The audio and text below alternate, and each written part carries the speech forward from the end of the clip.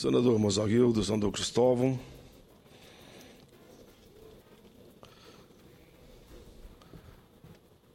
eu ontem, no encerramento da sessão, eu fiz uma homenagem a Jair Rodrigues, que faleceu no dia de ontem, e encaminho nesse momento à mesa.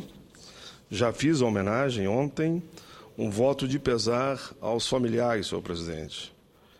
E me lembro que no dia de ontem eu dizia... Na verdade, eu li a parte da letra de uma canção que ele interpretava como ninguém, onde ele falava: aprendi a dizer não, ver a morte sem chorar. Nessa letra, ele fala, na verdade, da sua bela caminhada ao longo da vida. Aprendi a dizer não, ver a morte sem chorar. Por isso, senhor presidente, eu só encaminho à mesa esse voto de solidariedade, de pesar aos familiares da morte do grande Jair Rodrigues no dia de ontem.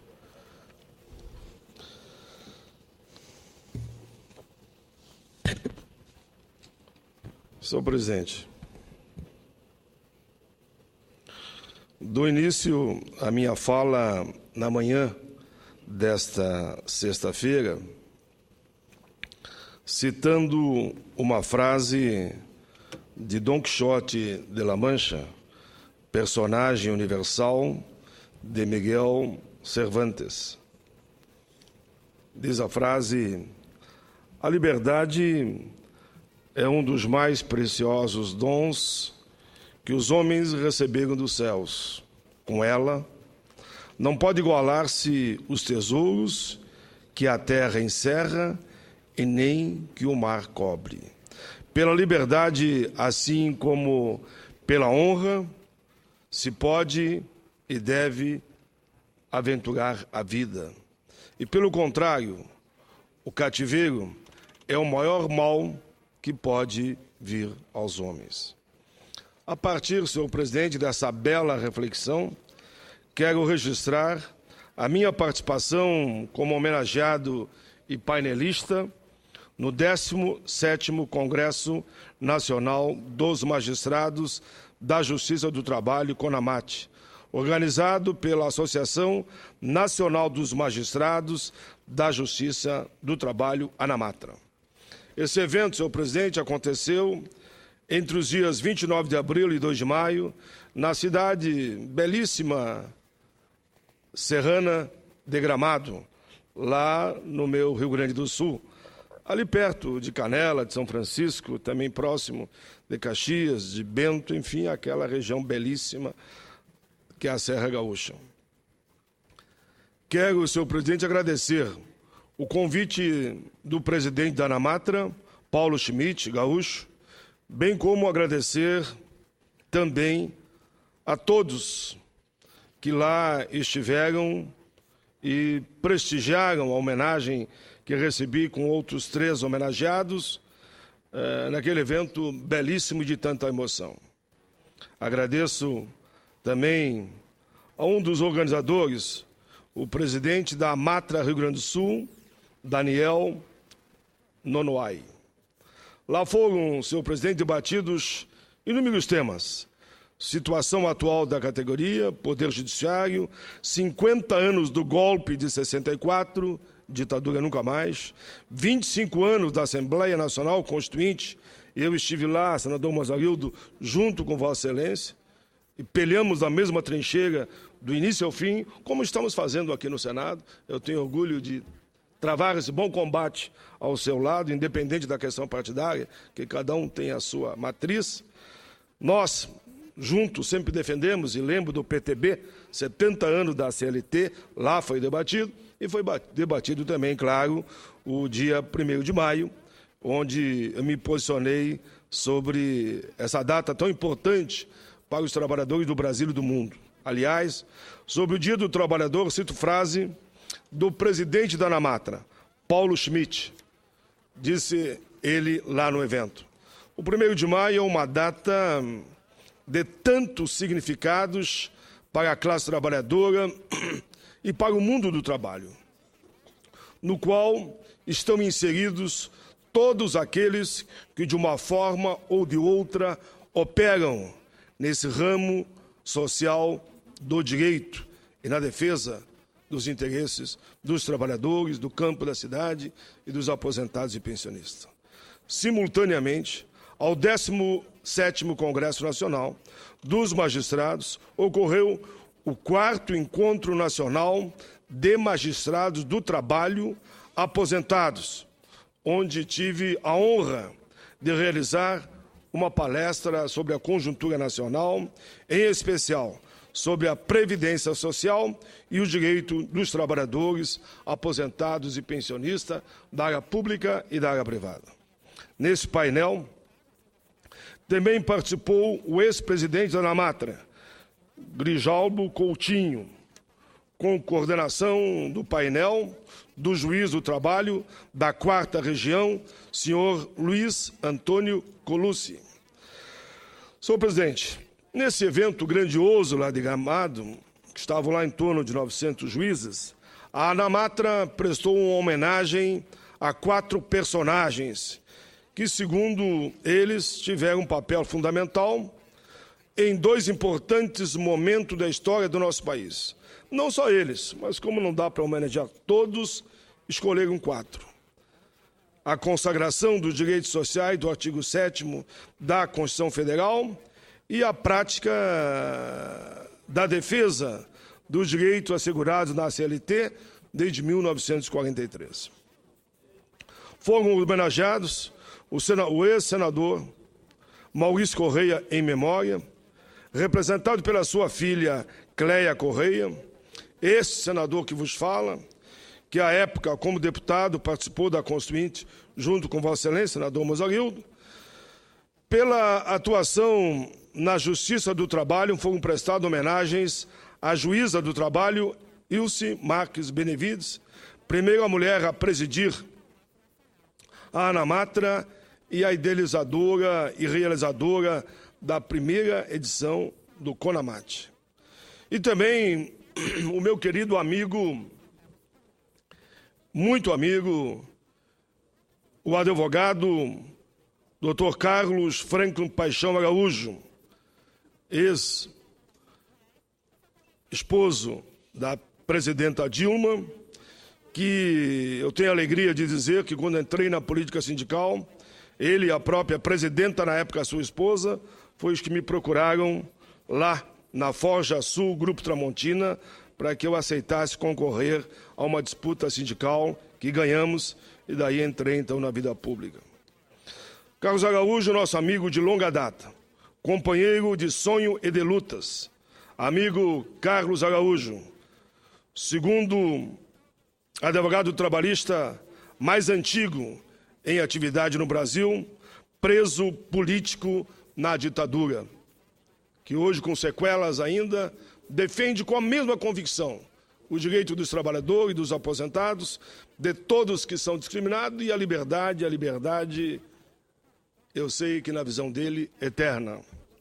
Carlos Araújo falou em nome de todos os homenageados sobre os dias atuais, afirmou que a Justiça do Trabalho enfrenta certamente o seu mais potente obstáculo, que se apresenta sob a roupagem amena de 2 palavras, flexibilização e terceirização.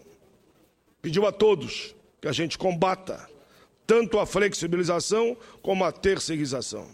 Disse ele, Carlos Araújo, na verdade, não existem palavras inocentes, pois elas estão carregadas de um substrato que pretende liquidar com a legislação trabalhista e ferir profundamente a própria justiça do trabalho e desmoralizá-la perante a sociedade.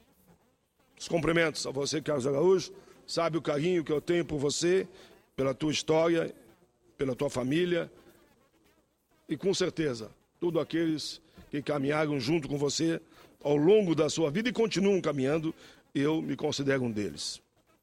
nós, homenageados, recebemos um troféu, uma escultura de Dom Quixote de La Mancha.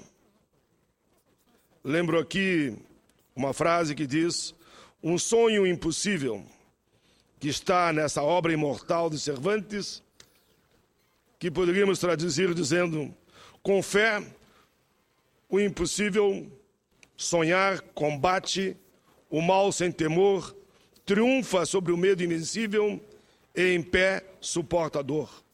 Ame a pureza sem igual, busque a verdade nos defeitos, viva com os braços abertos, acredite no mundo perfeito. É meu ideal a estrela alcançar, não importa quão longe possa estar. Lutar pelo bem, sem duvidar, sem temer, disposto ao inferno, disposto ao inferno chegar, se este for o dever. Eu sei que se conseguir ser fiel ao meu sonho ideal, estará minha alma em paz quando chegar a minha vida ao final. Será esse mundo melhor se houve quem, desconsiderando a dor, combateu até o último alento, com fé, o impossível sonhar e a estrela alcançar. Senhor presidente, dos encaminhamentos do 17º Congresso da ANAMATRA, chegou-se a Carta de Gramado, que passo a ler e peço respeitosamente que ela fique registrada nos anais do Senado Federal. O juiz do trabalho, reunido em Assembleia Geral, por ocasião do 17º Congresso Nacional dos Magistrados da Justiça do Trabalho e o 4º Encontro Nacional dos Magistrados do Trabalho e Aposentados, na Carta de Gramado, afirmam o seguinte: primeiro, afirmamos a necessidade de aprofundar o diálogo com a sociedade brasileira, em especial por ações que digam respeito à defesa e incremento dos direitos sociais e contra a precarização no mundo do trabalho. Segundo, ressaltam a necessidade de possibilitar mais clareza de compreensão, de modo a expressar todas as formas de manifestações oficiais dos magistrados, inclusive em relação à imprensa. Terceiro, tem claro os juízes que a compreensão das dificuldades mútuas é pressuposto da discussão pública, franca, transparente, racional, que é da essência do processo democrático. Quarto, externo seu entendimento de que a magistratura, pelas peculiaridades da carreira, deve estar enquadrada a um teto constitucional exclusivamente voltado aos membros do poder, desvinculado daquele aplicado ao funcionário público. Quinto, defende ser imprescindível a valorização do tempo de serviço no sistema remuneratório dos magistrados, de forma a dar coerência à carreira, de estimular o ingresso nos quadros do Poder Judiciário e de evitar a estagnação, a evasão de juízes para outras atividades públicas e privadas. Sexto, ressalto a necessidade de respeito ao princípio da separação dos poderes, inclusive para que se faça cumprir o comando constitucional de revisão anual dos subsídios do magistrado da União, cujo sistemático descumprimento implica numa defasagem remuneratória que ultrapassa a 25%. 7. Externo a convicção de que a solução para a defasagem remuneratória deve contemplar o conjunto da magistratura, nele incluídos os magistrados ativos e aposentados, assim como os integrantes de todas as instâncias do Poder Judiciário. Oitavo, exaltam toda e qualquer iniciativa no sentido de melhorar a democracia interna do Poder Judiciário e de qualificar a administração de sua função pública por meio da governança dos juízes. Esses objetivos somente serão atendidos por meio da participação de todo o conjunto da magistratura de primeiro e de segundo graus na escolha de seus dirigentes, na elaboração de regimentos e em assuntos relativos aos seus orçamentos. Nono, conclamo os magistrados de todas as instâncias para participar ativamente do movimento associativo, como forma de legitimar a atuação de suas entidades de classe nos pleitos relativos à valorização da magistratura, bem como na efetivação das disposições constitucionais, em especial das que prevêem os direitos sociais. Manifestam a convicção de que os magistrados devem exercer seu ofício em um ambiente de trabalho saudável e seguro, sem a imposição e a cobrança de metas que interferem na qualidade do julgamento, o que torne ainda mais penoso o enfrentamento da brutal carga de trabalho. Reafirmam a transparência remuneratória que é indispensável em todos os ramos do poder judiciário, eu diria, em todos os poderes da República, como forma de cumprir a Constituição, bem como a simetria entre os poderes do país. Sustentam a importância da atuação do juiz do trabalho, fundamentada na dignidade da pessoa humana e nos valores sociais do trabalho.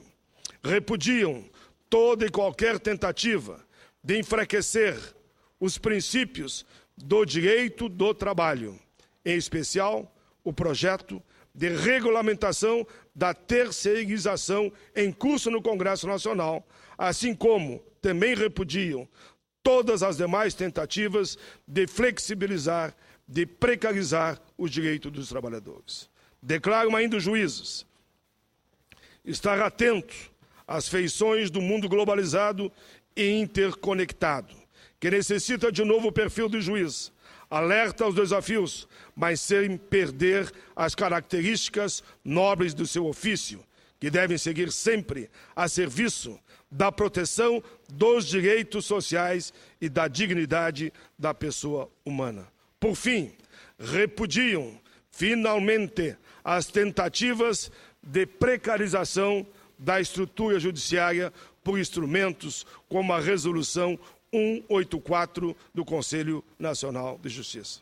Senhor presidente, termino dizendo vida longa à Justiça do Trabalho, vida longa aos magistrados, vida longa à Ana Marta.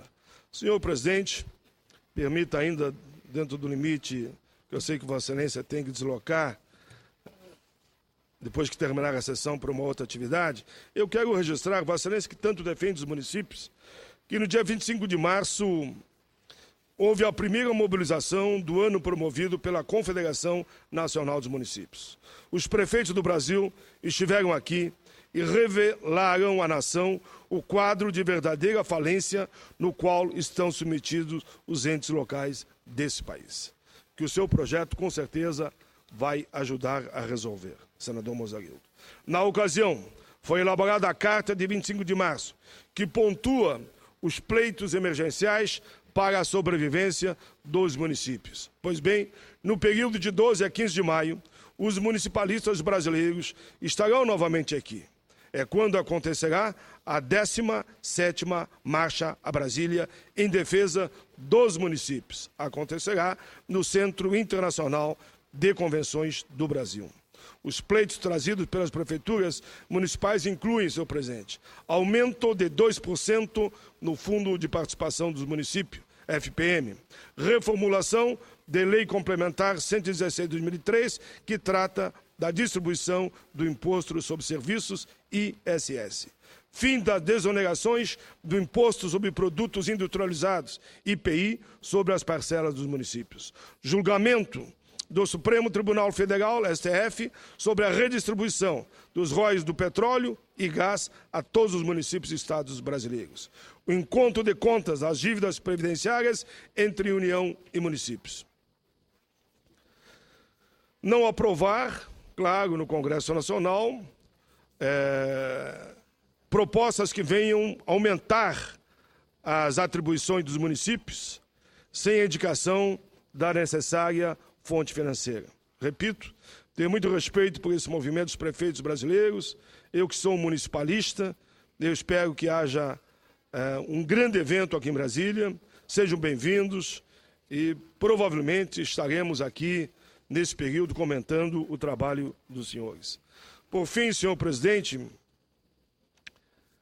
faço o último comentário sobre a sonegação fiscal, que me preocupa muito, muito mesmo. Nosso país tem se deparado nas últimas décadas com uma realidade ao mesmo tempo chocante e paradoxal. De um lado, temos há várias décadas uma carga tributária considerada elevada até pelo próprio governo. Recente estudo da Organização para a Cooperação e Desenvolvimento Econômico mostra que o somatório de impostos e tributos pagos pelos brasileiros é o segundo maior da América Latina. De acordo com a OCDE, a carga tributária brasileira está em 36,3% do PIB, somente superada pela Argentina. Evidentemente, trata-se de uma problemática difícil de ser debelada, pois se encontra fortemente enraizada, inclusive por garantias constitucionais para a prestação de serviços pelo Estado na área social. Portanto, senhores, trata-se de uma questão bastante angulosa, pois cabe lembrar que poucos países do mundo, com economias de poder similar, realizam gastos sociais tão volumosos e importantes e diversificados como temos aqui no Brasil. Basta trazer à memória, por exemplo, o SUS, a universalização da educação básica e o robustecimento da Previdência e dos programas de transferência de renda, como o Bolsa Família. Programas importantíssimos. Porém, tudo considerado, resta a certeza que temos que avançar para descentralizar, diminuir a carga e fortalecer os municípios. Senhor presidente, contudo, sublinhamos, logo na primeira frase desse pronunciamento, que a nossa realidade é Parque do Sol. Ocorre que, a par da grande carga tributária, convivemos, por outro lado, com níveis, aí que vai a nossa preocupação, da grande sonegação fiscal. É isso o eixo do meu pronunciamento. A sonegação fiscal, tão grande, faz com que aquele que pague, pague muito. E aqueles que sonegam não paguem nada. Ou seja, parte do problema tributário brasileiro poderia encontrar sua solução no aperfeiçoamento de mecanismo de controle da sonegação fiscal, o que evitaria, adicionalmente, muitos casos de corrupção. Como disse alguém, o sonegômetro, a exemplo do impostômetro, é uma ferramenta virtual criada para mostrar os prejuízos que o país tem com a sonegação. Segundo parâmetros estabelecidos pelo Sindicato Nacional dos Procuradores da Fazenda Nacional, Simprofaz, criador da ferramenta, a sonegação no Brasil é 20 vezes maior que o valor gasto com o programa Bolsa Família, tão importante. Repito, 20 vezes superior ao orçamento do maior programa de distribuição de renda do mundo. Senhor presidente, uma avaliação realizada pelo site Congresso em Foco, a partir dos dados do Simprofaz, indica que a sonegação de imposto, abro aspas, rouba 1/4 de tudo aquilo que o brasileiro paga todos os anos para o governo. É uma cifra, senhor presidente, veja bem, que ultrapassa a casa de 415 bilhões de reais. Daria para diminuir os tributos, impostos, enfim, se todos pagassem corretamente. Vejam o que é sonegado, 415 bilhões de reais. Senhor presidente, os economistas recomendam mais critério no gasto público com o objetivo de conter e reduzir gradativamente a carga tributária e aumentar a fiscalização, que o governo arrecadará muito mais que arrecada hoje, só combatendo a sonegação e reduzindo a carga tributária. Ora, eis uma tarefa que, sendo necessária, é extremamente difícil de realizar, pois o Brasil destina apenas cerca de 20% do PIB para a área social, o que atinge cerca de 60% da carga tributária do país. Neste contexto, senhor presidente, há pouco espaço para manobras e não há dúvida de que devemos lutar para melhorar, sim, o aparato arrecadatório e também por um sistema tributário mais justo, de desenho progressivo e transparente. Que alguém já disse, eu repito, quem mais paga imposto nesse país são os mais pobres. De acordo com o mencionado estudo do Simprofaz, a sonegação, que é o eixo do meu discurso, atrapalha de forma considerável a redução de impostos. Caso ela fosse eliminada ou fortemente diminuída, poderíamos reduzir em até 28,4% os impostos pagos pelos cidadãos de bem desse país. Senhor presidente, para alcançar o louvável objetivo de diminuir a carga tributária e combater a sonegação fiscal, precisamos intensificar os mecanismos de monitoramento e identificar os ralos pelos quais fluem imensas somas de dinheiro público. O presidente do Simprofras, senhor Heráclio Camargo, diz não entender, por exemplo, o porquê de não se permitir a inscrição no Cadastro Nacional da Pessoa Jurídica, CNPJ, de empresas localizadas nos chamados paraísos fiscais. Veja bem o que ele está propondo nos chamados paraísos fiscais e por que não ter o cadastro. Com isso, tais empresas podem ser donas de hotéis, restaurantes, negócios de fachada aparentemente ilícitos, mas que servem ao cabo para lavar dinheiro. O presidente assinala ainda que há necessidade de haver mais rigidez e celeridade na cobrança dos valores inscritos na dívida ativa da União, que hoje está no patamar de 1,4 trilhão de reais. 1,4 trilhões de reais dívida ativa da União. Por fim, para Heráclio Camargo, a elevada tributação indireta possui um viés cruel. Quem não consegue fugir desse imposto alto são os mais pobres, como eu dizia, e a classe média, que pagam a alta tributação no consumo, no serviço e nos produtos dos supermercados, na papelaria e no desconto, até mesmo nos contra-cheque. Para ele, a sonegação vem das grandes pessoas jurídicas e das pessoas mais ricas, que têm mecanismos sofisticados para sonegar, lavar dinheiro em paraísos fiscais. Um procedimento eficaz para combater a sonegação fiscal é fortalecer as carreiras da Procuradoria da Fazenda Nacional. Na atualidade, há nada mais e nada menos de que 300 vagas em aberto, somente para o cargo de procurador. A esse respeito, como membro da Frente Parlamentar Mista de Combate à Pirataria, à Sonegação Fiscal e à Proteção da Propriedade Intelectual, tem me posicionado no sentido de valorizar as carreiras de controle interno e externo, os auditores, os fiscais do trabalho e os procuradores. Aliás, senhor presidente, ao longo de minha vida política, sempre defendi um Estado mais eficiente quanto à fiscalização, com uma carga tributária menor e menos complexa, a fim de potencializar nossos setores produtivos e, ao mesmo tempo, expandir as conquistas sociais. Em pronunciamento anterior, deixei dito que o nível de fiscalização é inversamente proporcional ao grau de corrupção enfrentado por determinados países. Segundo dados da Transparência Internacional, o Brasil auferiu 43 pontos no Índice de Percepção de Corrupção 2012, atingindo a 69ª posição em um ranking composto por 176 países. A Dinamarca, sim, a Dinamarca, um dos líderes do levantamento, possui 100 auditores por 100 mil habitantes, ao passo que o Brasil tem apenas 8 profissionais para o mesmo contingente, ou seja, enquanto a Dinamarca tem 100 auditores por 100 mil, o Brasil tem 8 por 100 mil. É preciso, portanto, tomar consciência de que precisamos um grande número de auditores e procuradores, profissionais selecionados por concurso público e de grande competência técnica. Portanto, rogo ao Ministério da Fazenda, ao Ministério do Planejamento, Orçamento e Gestão e à Advocacia Geral da União,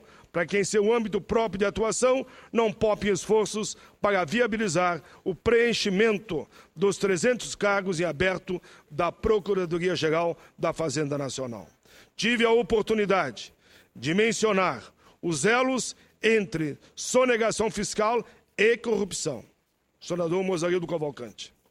Penso que a aprovação da Lei 12.846, chamada Lei Anticorrupção Empresarial, representa um avanço para o país e responde a clamor popular por mais lisura no mundo empresarial e em suas relações com o setor público. A lei entrou em vigor em janeiro e prevê sanções que podem ser aplicadas tanto na esfera administrativa quanto na judicial, seja por autoridade do Poder Executivo, seja por autoridade do Judiciário. A nova legislação estipula multas de até 60 milhões de reais às empresas corruptoras, dentre outras medidas, incluindo a possível suspensão de atividades.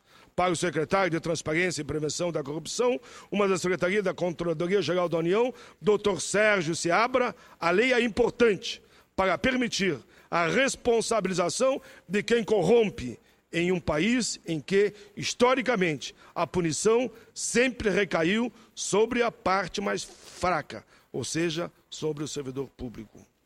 Com a chamada responsabilização objetiva, as empresas se veem na contingência de controlar melhor e manter um código de conduta rígido e em consonância com o sistema legal vigente. A Lei 12.846, denominada Anticorrupção Empresarial, é uma inovação que pode resultar, sim, em um cenário benigno. Nas palavras do secretário Sérgio Seabra, as empresas que ainda não tratam do assunto com a devida atenção vão perceber que é muito melhor investir em ética, integridade, do que apostar na impunidade em um modelo de um negócio arcaico, obsoleto e corrupto. A opinião é compartilhada pelo advogado Giovanni Falsetta, do escritório Aidar SBZ, especializado no mundo empresarial. Ele acredita em abro aspas, mudança cultural no jeito de fazer negócio no Brasil. Antes, a gente lidava com empresas estrangeiras que estavam sujeitas a normas internacionais que não existiam aqui. E também lidava com empresas aqui no Brasil que faziam o que bem entendiam, o que faziam o que queriam. Termino, senhor presidente, nesse momento estou terminando. Espero, de fato, que muitas modificações estejam por vir e que tenhamos uma rápida e firme melhoria no ambiente de negócios em nosso país. Motivada pelo Código de Conduta Interna e Externa das organizações privadas em suas relações com o setor público. Tais mudanças podem minorar o quantum de corrupção existente, apoiadas em um necessário aparato de fiscalização governamental. Com isso, é possível sonhar com a tão ansiada redução da carga tributária com mais fiscalização. Aí todos aqueles que estão hoje sonegando, estão no campo da corrupção, terão que pagar. E aqueles que pagaram corretamente no longo das suas vidas terão uma carga tributária decente. Senador Mazzarilton, eu quero só, com a última frase, na mesma linha que foi a sua fala aqui, dizer que domingo é Dia das Mães, e claro, nós não estaremos em atividade. Essas mulheres guerreiras, muito guerreiras, são verdadeiras heroínas. Se olharmos para o longo das vidas, eu diria, não só de nós, mas ao longo da vida da humanidade. Elas é que nos geram, elas é que nos embalam, elas é que nos acalentam, elas é que, nos momentos mais difíceis das nossas vidas, sempre estão do nosso lado. Então, você que é mãe, enfim, ou você, e me permite que eu faça essa homenagem, que é mulher, mas gostaria de ter um filho e por motivo que fugiu à sua vontade, não tem, aceite também o nosso carinho e se sinta homenageada como mãe. Você, mãe adotiva, aceite também com muito carinho. Que mãe e como pai, não é somente aqueles que geram, que é um bom pai ou uma boa mãe. Quem realmente, em homenagem hoje para as mães, merece o nosso carinho é aquela que cria, aquela que embala, aquela que acompanha a caminhada do filho, da filha, enfim, aquela que ama, e não somente aquela que gera.